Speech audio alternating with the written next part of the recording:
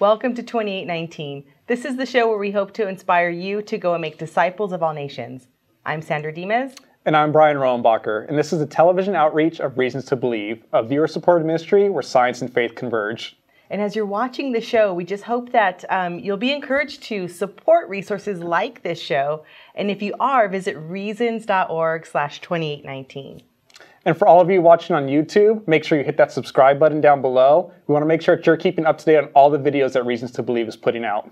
And actually, while you're there on YouTube, also click over, find us on social media. You'll find us on Facebook, Twitter, and Instagram. We're at 2819 Show. And don't forget, the podcast version of 2819 is now available. It's on Apple Podcasts and Google Play. Just search Reasons to Believe Podcast. So I think it's about that time for a rundown, right? Yes, go for it. So we're going to see in our Nexus segment a special talk from Ken Keathley. He's an RTB visiting scholar, and he's going to talk about Genesis as compared to ancient Near Eastern texts. Yeah, this is a really good talk, so you're going to want to check that out. And after that, we have Culture Talk. And Sandra will be talking to Mike Strauss about why Christians should care about science. And then in our RTB News segment, Monica's going to be talking with Ken Samples about the blood moon. It's kind of a popular topic that people bring up every now and then.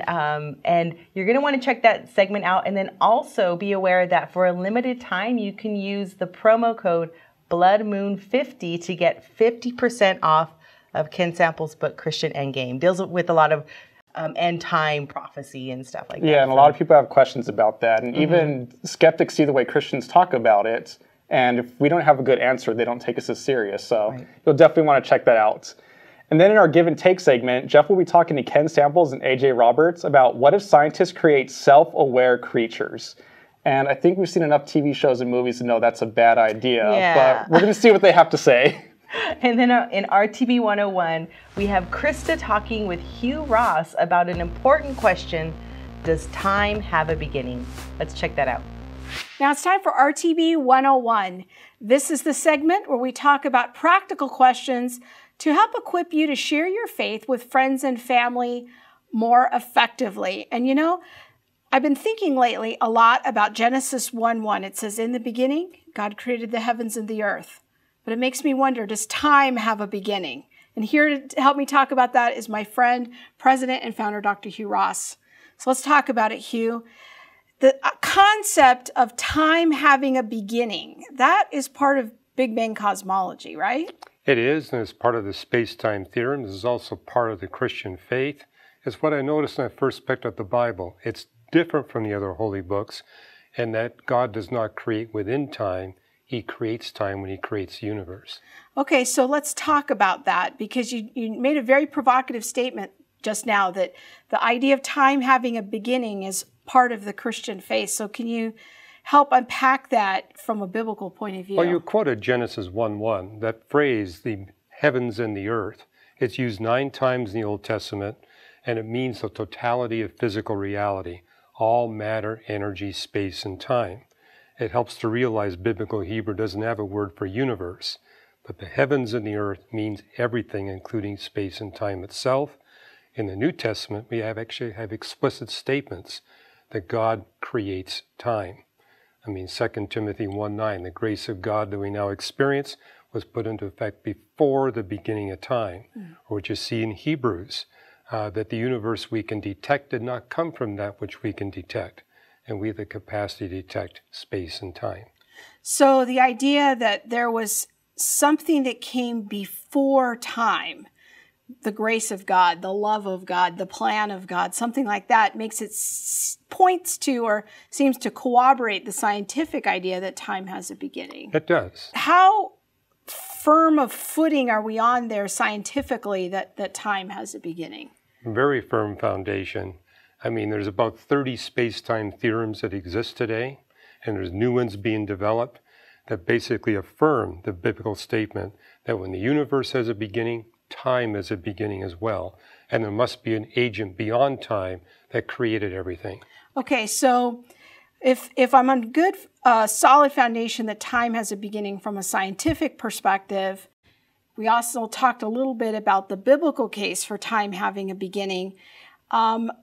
then what is God in? Is he like beyond time, or how do I think about where God is in relationship to time? Well, he's beyond cosmic time, but the Bible makes it clear that God is involved in temporal experiences independent of cosmic time. I mean, the three members of the Godhead are in a relationship with one another. They're actually working out the plans of redemption before they create anything.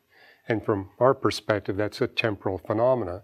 That opens up the possibility that God might be operating in multiple independent dimensions of time, or the equivalent, or since he can create space-time dimensions as well, he may have capacities completely independent of dimensionality.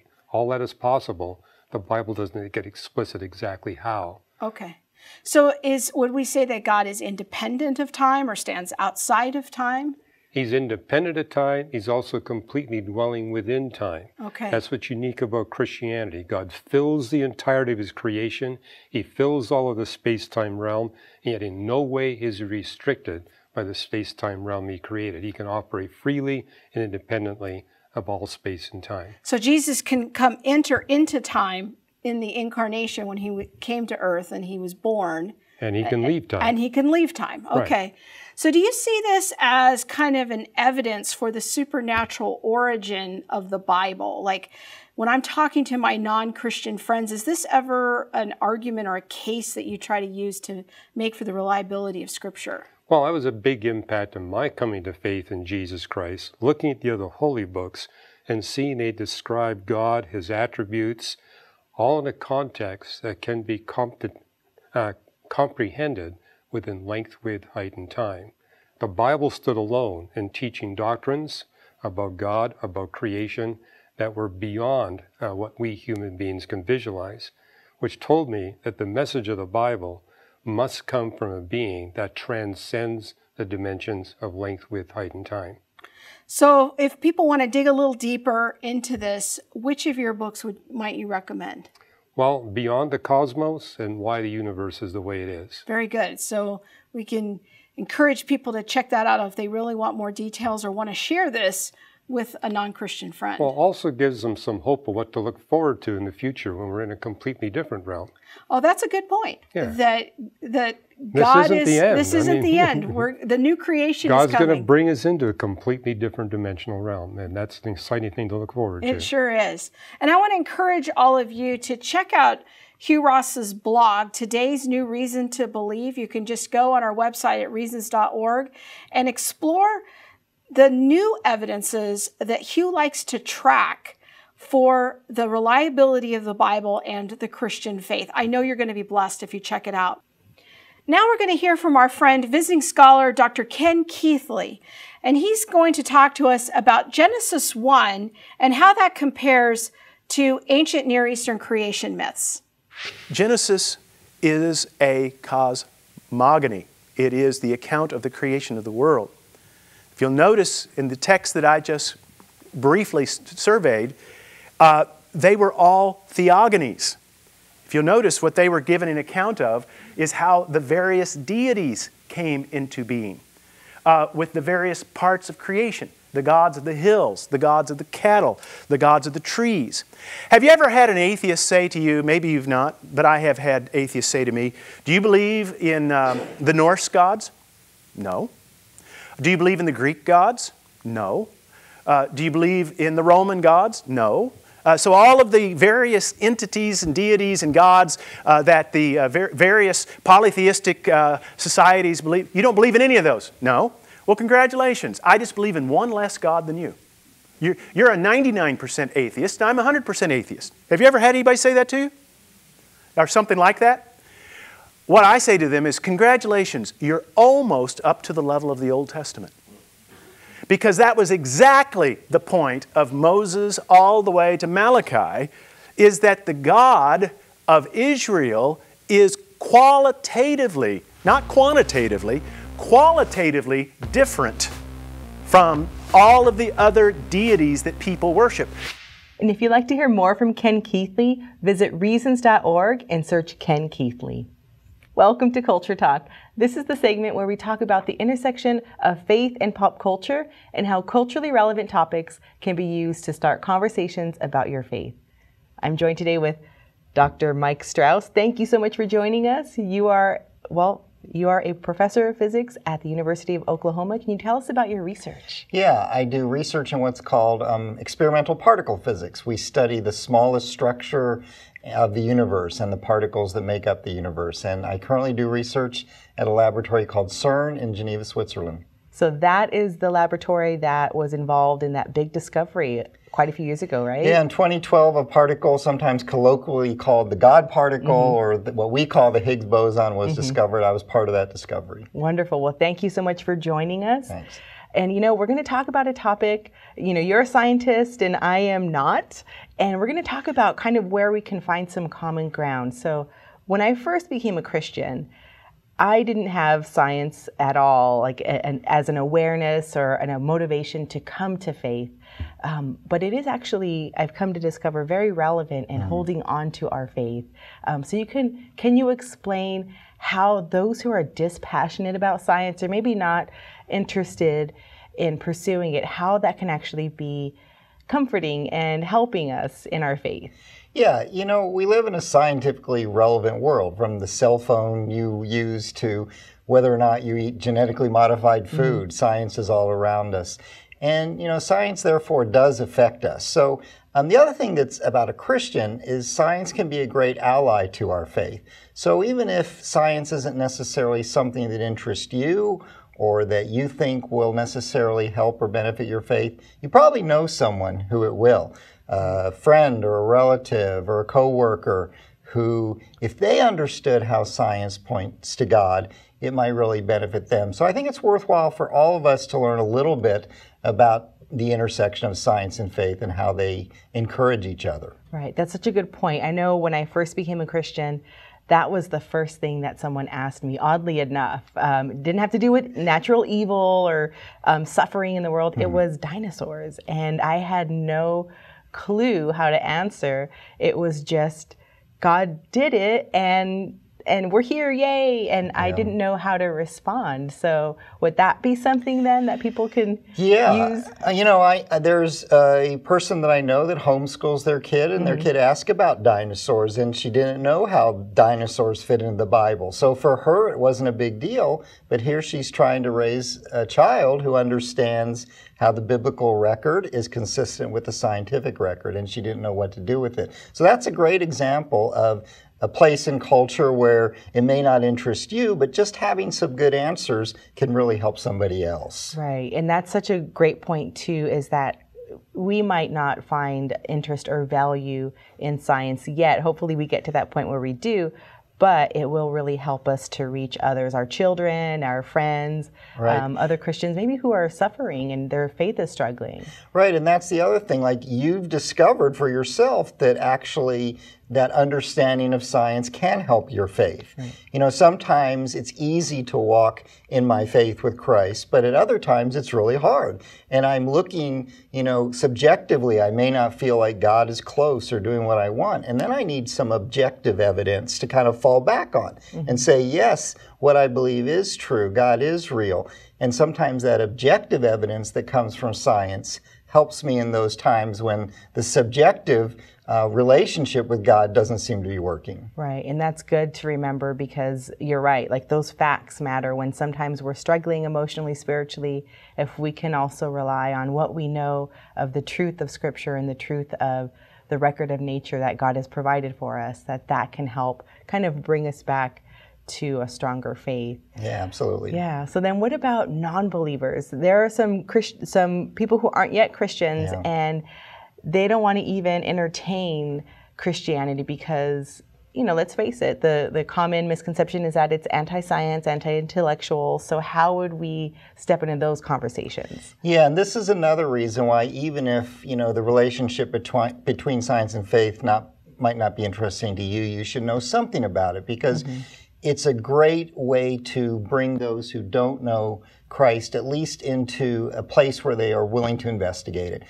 It's amazing that, people understand that the universe had a beginning in the Big Bang, but they don't understand the theological implications of that. So with my friends who are interested in science and don't believe in God, it's an easy conversation starter to say, not only that the Bible doesn't disagree with science, but they actually support each other.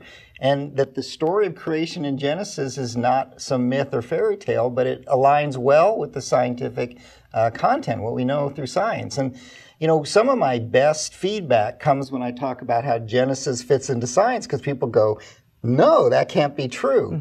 And so it's a great way to engage people who think that there's this conflict, to show them that not only there's no conflict, but they actually support each other. Right. Good stuff. Thank you so much. So then how can people find out more from you? Just read your content and check out what you're doing. Yeah, I write a blog, michaelgstrauss.com. And I'm coming out with a book that's probably out. It's coming out soon, called The Creator Revealed, and information about that will be on my blog. Wonderful. Thank you so much for that. If you'd like to hear more from Michael Strauss, visit michaelgstrauss.com. Now we're going to head over to Give and Take, and Jeff is going to talk with Ken Samples about what if we create self-aware creatures. Let's check that out. Hello, Jeff Zwerink again with Give and Take. This is the segment of the show where we examine intriguing and new scientific discoveries, analyze them and look at them and help them see how they support the truth of Christianity. Today I'm joined by Ken Samples, and we're going to ask this question: are humans the only self-aware creatures on the earth? Ken, it's good to have you here today. Hi, Jeff. So this is a question that I was prompted to ask as I was looking at some of the scientific literature, and the title of the article I was looking at was creating this self-aware cyber slug. And so I guess the question I'd throw at you first is, how important is self-awareness to humanity? What does the Bible have to say about that? I think it's very important. I mean, if we think of human beings as being made in the image of God, if we think of them in some ways as being exceptional, I mean, to be reflective is to be driven by reason, to focus on truth and reality. It seems to me that that's only possible with a unique form of self-reflection, which I would say comes in being made from the dust of the ground, the breath of life. Man becomes a living being. So this does seem to be something that's uniquely human. And let's kind of flesh out, what does self-aware mean? Because you kind of alluded to a reflective process, capacity to choose this or that, kind of not driven just by the environment, if you will. What would you say are kind of the key attributes of self-awareness? Well, I think having the capacity to think abstractly, to think philosophically, to think conceptually. I'm not just in a room dealing with entities, but to think conceptually about different ideas. So that would have kind of this connotation of, I can think about not just things I've seen, but kind of extrapolate to things that I've not seen, or things that might not even exist, if you will. I can think about ideas that are not necessarily connected to physical entities. I mean, truth seems to convey that kind of idea. That I can think about the nature of reality, the way things are, the way things might be or could be. I think all of that is rooted in a self-aware, and I think truth. It just gives us the issue of what is ultimate truth, something more or different than what I see or experience with my five senses. So can you draw a distinction to me? I mean, obviously we can sit here and decide to have this conversation, or we could get up and walk away. There's this aspect where that humans clearly have that self-awareness, but I mean, you've got pretty remarkable creatures, dogs that will stay with their masters and go get help and do things. How is that different than what we're talking about here? It's a good question, and I definitely don't think believing in human exceptionalism or believing that humans are special, made in the image of God, I don't in any way want to put down the remarkable qualities that elements of the animal kingdom have. I mean, whales, dolphins, elephants are incredible creatures. It does seem to me, however, that animals have a capacity for reading and understanding the natural environment. And on some occasions, they even come close to awareness or behavior. We think about when animal species die and the way the others relate to them. But I still think there's a difference in kind. I mean, dogs, yeah, have this deep commitment to their owner, and they seem to grieve and things like that. But I don't think even the remarkable animals, think about thinking. I don't think they, create mathematical systems.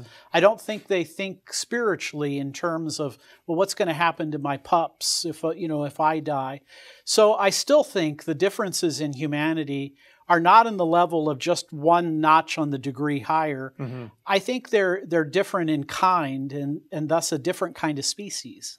Okay, so this, I'll kind of just flesh out a little bit of what they found in this article, because again, this is what they're referring to as self-awareness, is that they had taken this particular kind of slug, and you can see it in the article, this self-aware cyber slug that I've written about, that they were able to map the brain circuitry neuron by neuron, and then kind of put in a program that's kind of a learning program. So this slug now in cyberspace will be aware of how hungry it is. It will be aware of the environment in which it is. And it will even remember that this sort of animal, last time I bit it, it attacked back. And so there's this kind of awareness of its needs and environment and hunger.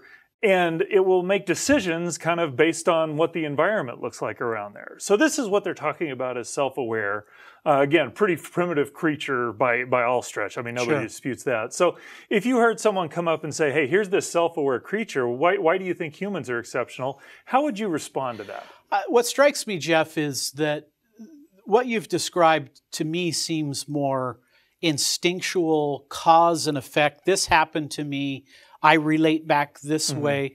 I think what we're talking about, self-aware, spiritual, reflective. Who am I? Why am I here? Why is this happening? It's not just that this creature is attacking me, but why do things like that happen in the world? So it seems that a self-aware person is asking those more fundamental questions, metaphysical questions, deeply moral questions. And so even with and again, I have no wish to say anything other than the animal kingdom is remarkable. God is to be praised for the beauty and organization and qualities that they have. But I don't think the animals ask questions about who am I, why am I here, what will happen to me when I die, nor do I think they use their mind to control the environment the way humans do. Well, and that was one of the things that struck me as I was thinking about this cyber slug, if you will, is that, it has a sense of its environment and it can choose to eat or not eat here.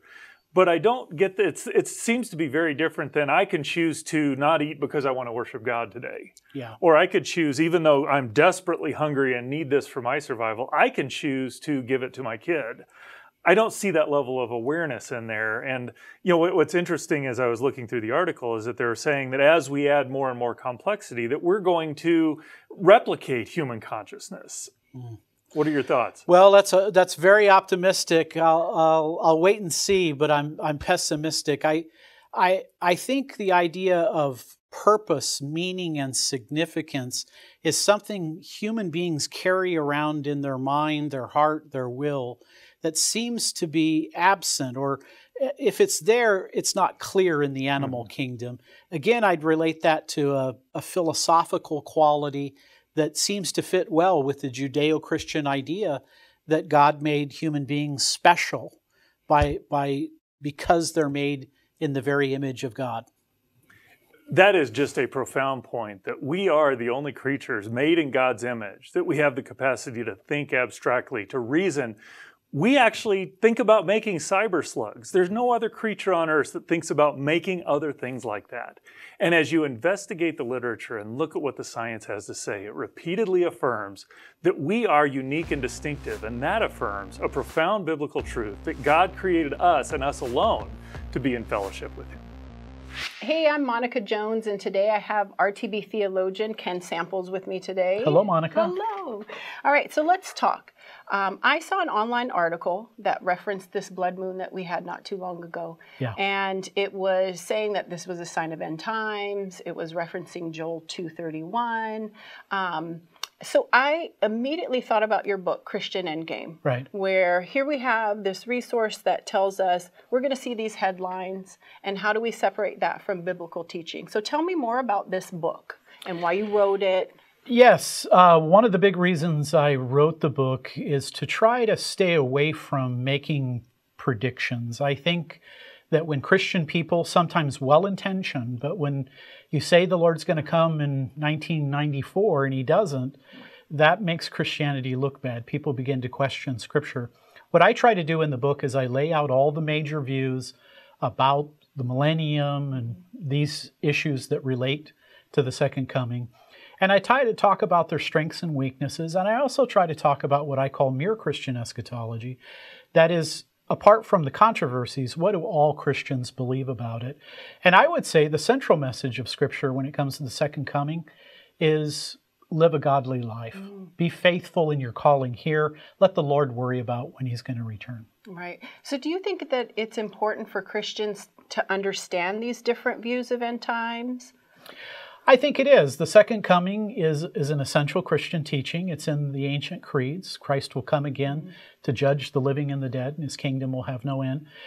I think I tried to write this book as a primer. It's introductory. It tries to explore the different views.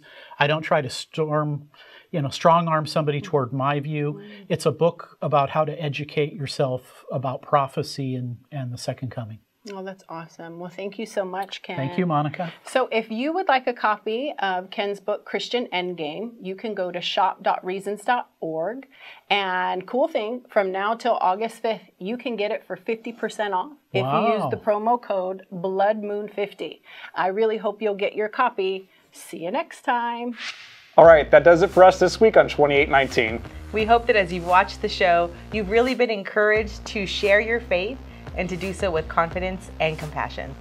And if you feel led to support resources like this show, please visit reasons.org/2819. And don't forget to connect with us on Facebook, Twitter, and Instagram. We're at 2819 Show. Let us know what you think, and let us know if you have any show ideas. And don't forget to get that 50% off Christian Endgame. You're going to want to go to shop.reasons.org and enter code BloodMoon50. That's BloodMoon50. Thanks, everyone, and we'll see you next week.